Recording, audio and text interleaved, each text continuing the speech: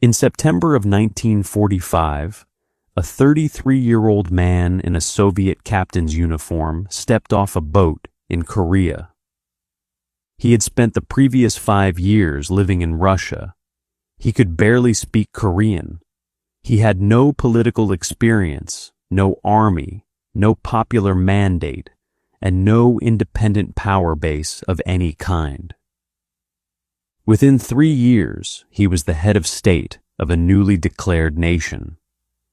Within 15 years, he had purged every rival, severed the strings of the foreign power that installed him, and made himself the sole, unchallengeable authority over every aspect of life in that country.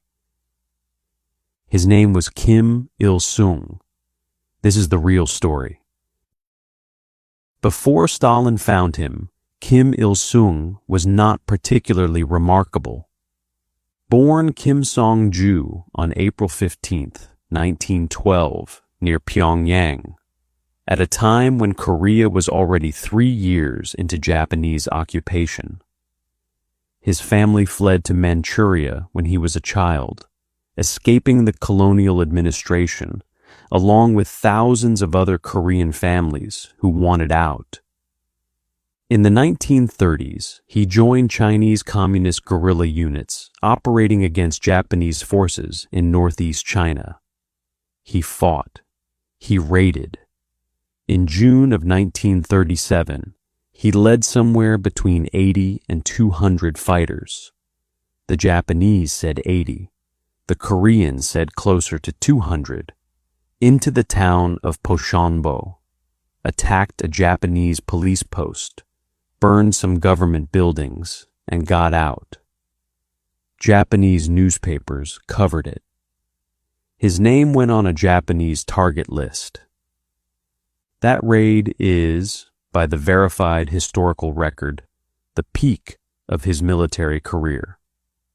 Because by 1939, the Japanese had shattered his network. His men were scattered or killed. Kim crossed into the Soviet Union in 1940. He enrolled voluntarily in a Soviet military school in Khabarovsk and accepted a commission as a Red Army captain. His son was born in a Soviet hospital and given the Russian name Yura. For 5 years, he sat in the Russian Far East, training, waiting, doing nothing of historical consequence. He was, at that point, a minor communist officer with a modest guerrilla record, living on Soviet hospitality with no obvious path to power or relevance. Then Japan surrendered, and everything changed. August 1945.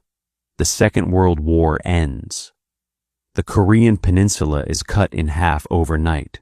The Soviet Union takes the north. The United States takes the south.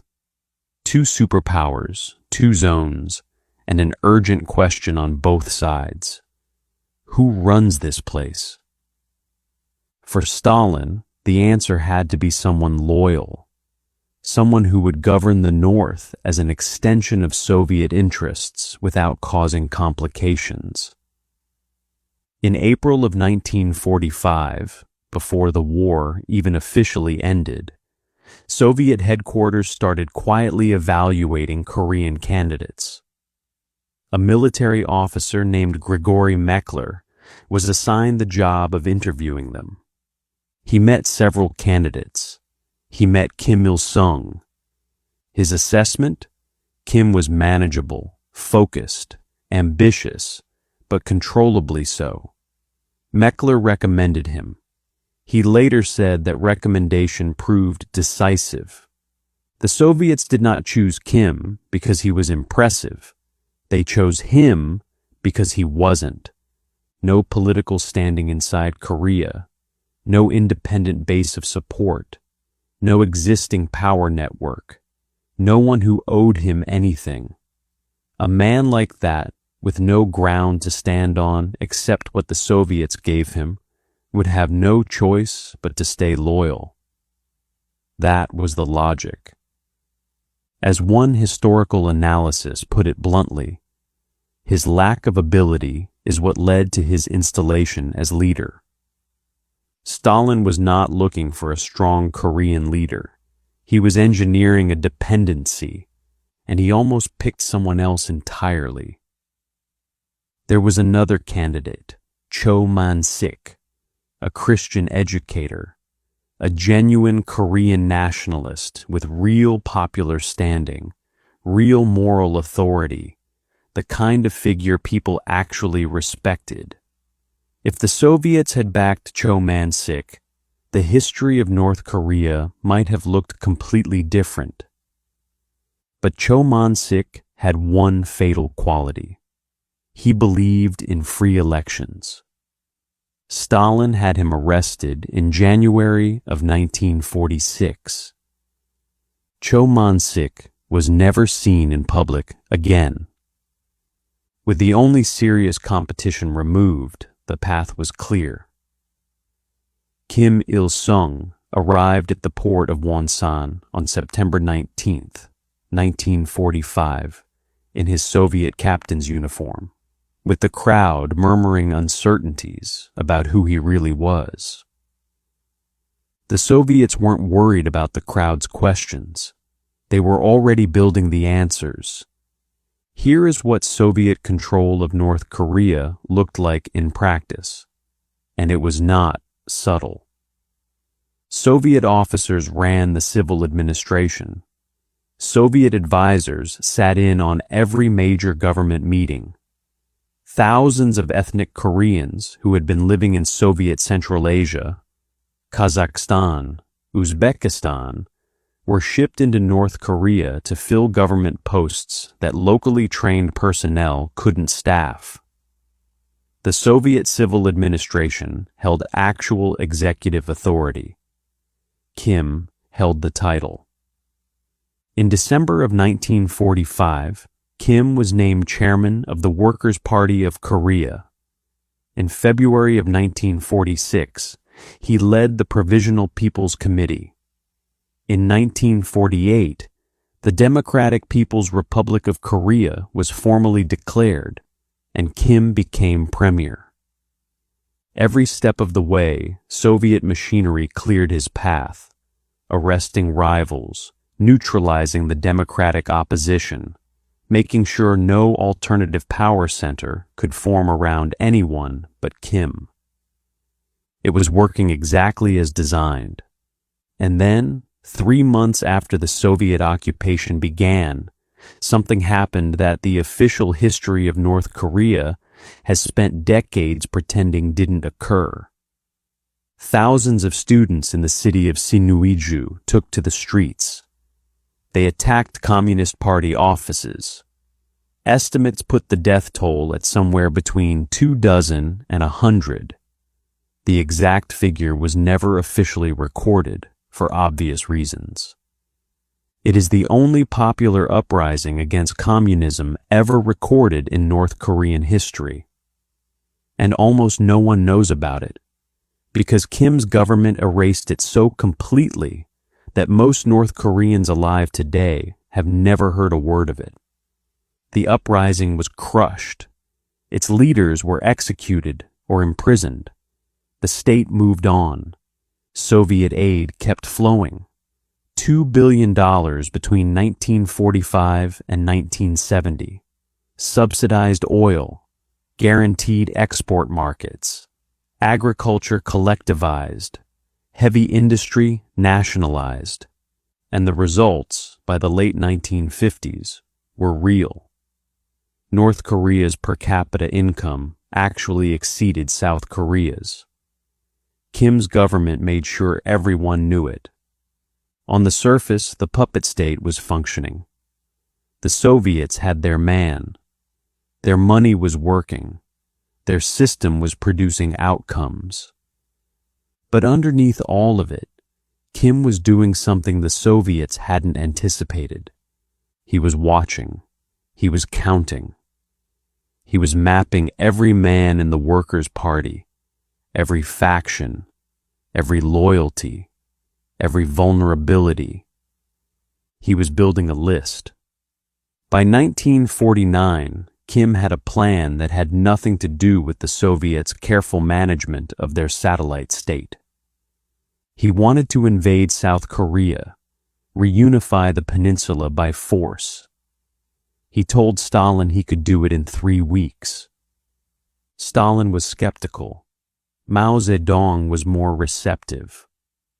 With backing from both, neither fully committed, Kim launched the invasion on June 25, 1950. And for a few weeks, it actually looked like he was right. Seoul fell in 3 days. South Korean and American forces were routed. UN troops were compressed into a last-ditch perimeter around the southern port of Pusan. Kim was weeks away from controlling the entire peninsula. Then MacArthur landed at Incheon. Within weeks, the military picture had completely reversed. Kim's army was shattered. UN forces drove north, all the way to the Chinese border. Kim's regime was days from being dismantled entirely. Then China entered the war. 300,000 troops across the Yalu River. UN forces pushed back south. The front stabilized, roughly where it started. An armistice was signed in July of 1953. No peace treaty. No reunification.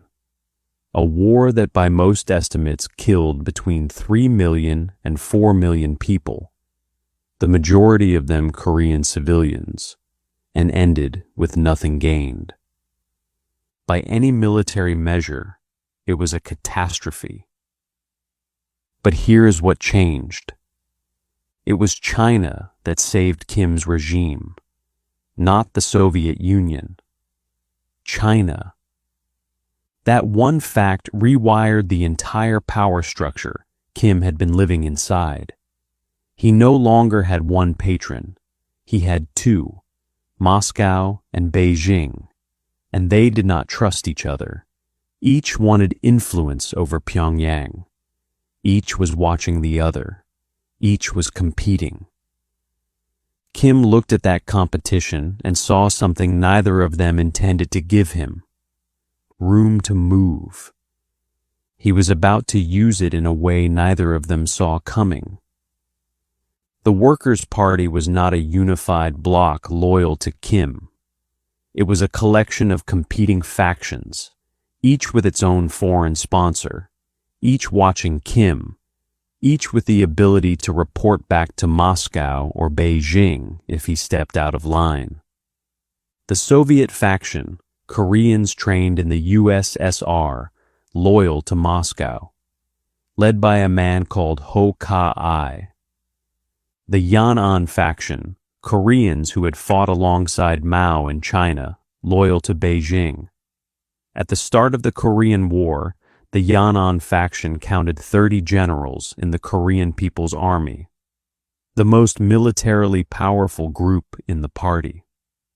The domestic faction, communists who had remained inside Korea during the Japanese occupation, organizing underground. And Kim's own group, the guerrilla faction, smaller than the others, less credentialed, but personally loyal to him. Moscow and Beijing looked at this arrangement and felt comfortable. No single faction was dominant. Kim was surrounded by people who could check him. The whole structure was designed as a restraint. They had no idea what he was about to do to it.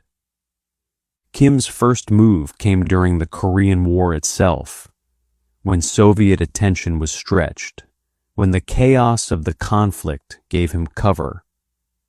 He went after Ho Ka-I. The charge? Sabotage. A water reservoir had been destroyed by American bombing. Kim pointed at Ho Ka-I and called it his fault. The charge was fabricated from start to finish. Ho Ka-I's actual crime was having Soviet backing and independent standing. Kim stripped him of his authority, drove him from power. Ho Ka-I died in 1953, executed by most accounts. Then Stalin died, March 1953. Kim didn't mourn long. 3 years later, the next move, August 30th, 1956. The event historians call the August Faction Incident. Earlier that year, in February, Khrushchev had delivered his famous secret speech exposing Stalin's crimes, the cult of personality, the purges, the paranoia. The speech had rattled communist governments across Eastern Europe. Inside North Korea, members of the Yan-an and Soviet factions decided this was their moment. At a meeting of the Workers' Party Central Committee, they stood up. They criticized Kim's economic policies. They attacked the personality cult being built around him. They moved, formally, on the record, to remove him from power. Kim moved against the ringleaders. Some were arrested and executed. Others fled across the border into China before he could reach them. Beijing and Moscow sent a joint delegation to Pyongyang. The Chinese general Peng Dehuai, the Soviet official Anastas Mikoyan. They arrived with one demand: reverse the purge, reinstate the officials Kim had removed, back down. Kim smiled. He agreed. He reinstated the officials. He gave every appearance of complying. The delegation went home satisfied. The moment they crossed the border, Kim resumed the purge. Every reinstated official was removed again. The Yanan faction was dismantled. The Soviet faction was dismantled. The domestic faction was dismantled. Anyone in the Workers' Party whose loyalty ran to a foreign power was arrested, executed, or driven into exile. By the end of the 1950s, Kim Il-sung governed a party with no competing bloc, no organized opposition, no figure who owed allegiance to anyone but him. The Soviets still sent military equipment, but the leverage, the actual ability to tell Kim what to do, was gone.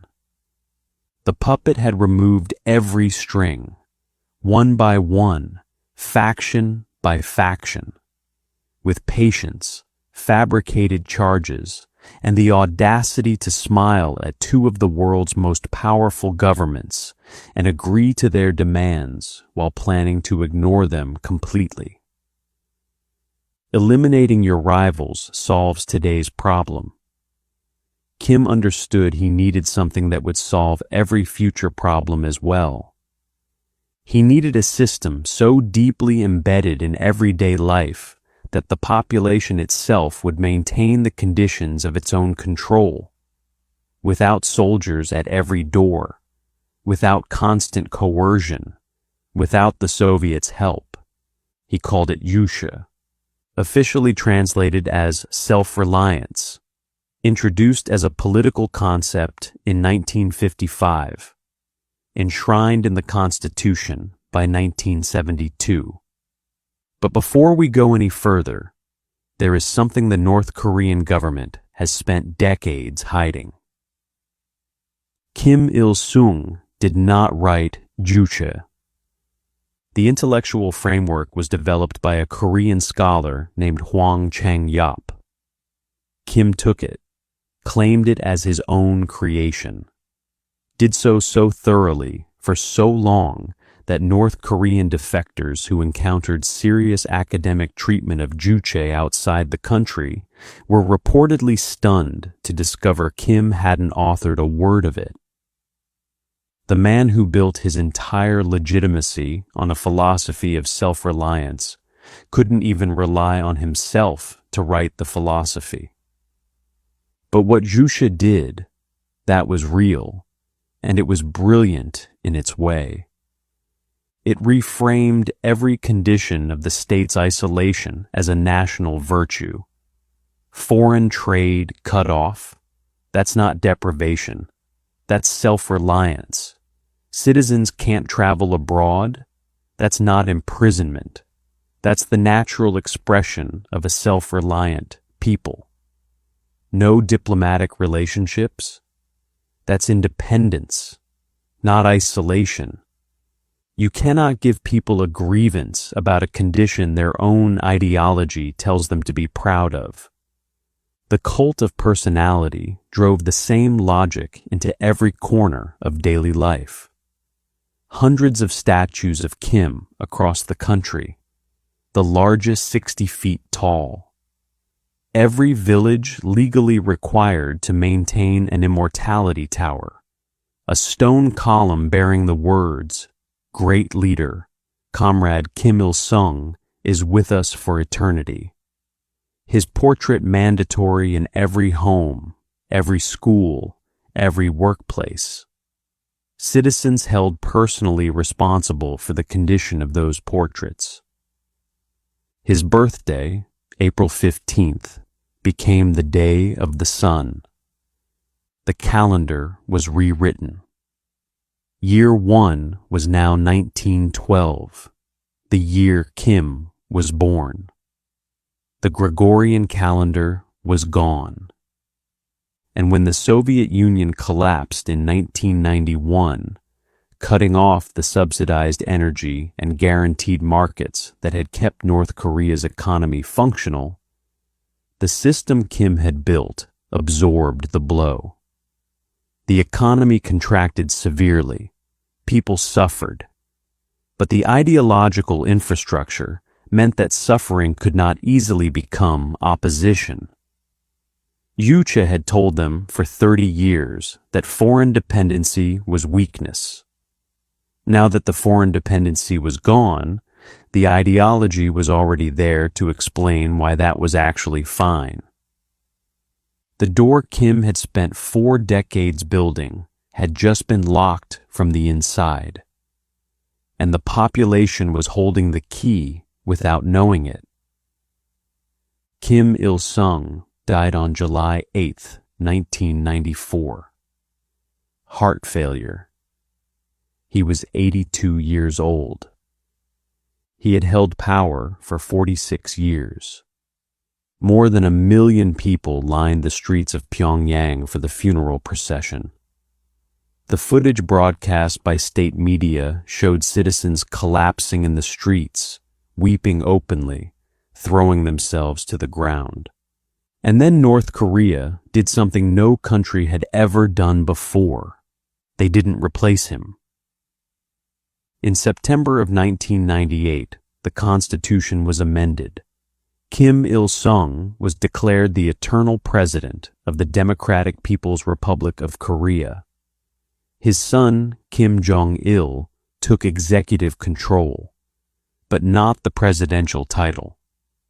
That title was now constitutionally closed, permanently, occupied by a dead man. His body was embalmed and placed on public display at the Kumsusan Palace of the Sun, a former government assembly hall converted into a mausoleum by his son. To this day, North Korea is the only country in the world with a deceased head of state. Not a symbolic figurehead, the actual head of state, dead, in a glass case, still holding the title. Kim Jong-un governs North Korea today as his grandfather's heir, invoking the founder's image, ruling within the institutions the founder built, presiding over a country that still counts its years from the year Kim Il-sung was born. And that is exactly what Stalin never saw coming. The Soviets chose Kim Il-sung because he was weak, dependent, controllable, a man who owed everything to them and had nowhere else to go. What they failed to account for was time and patience. And the fact that a man who has nothing to lose and one foreign superpower's full institutional backing has exactly the resources he needs to build something they cannot take back. Kim used their support to build his base. He used their rivalry with China to protect his flanks. He used their inattention to purge his enemies. He used their ideology to construct a system that made the population control itself. And by the time any of it became clear, it was too late.